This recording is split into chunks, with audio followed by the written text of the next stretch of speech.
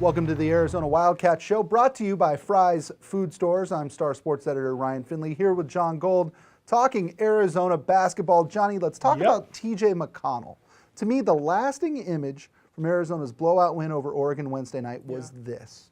After a big moment, like midway through the second half, some good stuff happened, and TJ McConnell stopped what he was doing, walked to the front row of fans, and started doing this. I'm not sure I've seen them play with more energy and have more fun than they did in the big blowout win over the Ducks. What do you make of all that? You know, it's funny. I asked Sean Miller after the game, do you think last year going 21-0 and then losing Brandon Ashley, were they just kind of all tight all through the year and it sort of played out that way even in the tournament? And, you know, he kind of resisted comparing this year to last year, but you're looking at a team that I think has lost a couple games and knows what it's like to lose, knows what it's like when they don't play at their best. And so I think they realize that they have the potential to play like this every game. Yeah. And they really do. And I think that win over Utah was the one that kind of showed them, like, we're just way better than anyone else in the conference if we're at our best.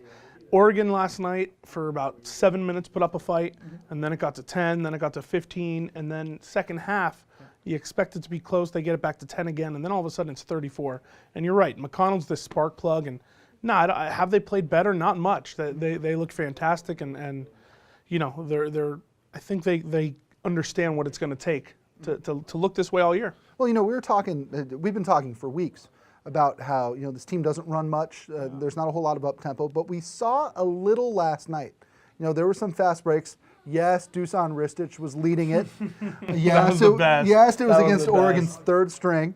That was the best, though. But, you know, we even saw, I believe it was Ashley and McConnell turn around and press after a basket. Yeah. To me, playing more up-tempo, at the very least, it's more fun. And I think it's probably good strategy as deep as this team is. Yeah, I think you have to. I think they're best at it.